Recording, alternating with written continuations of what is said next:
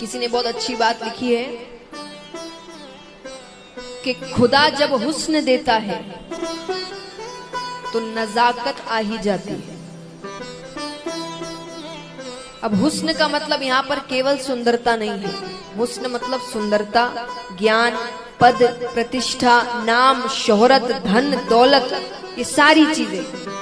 और नजाकत यानी अहंकार, कि जब खुदा जब ऐसी चीजें देते तो अहंकार आना स्वाभाविक है। सबकी बुद्धि भ्रष्ट हो जाती है।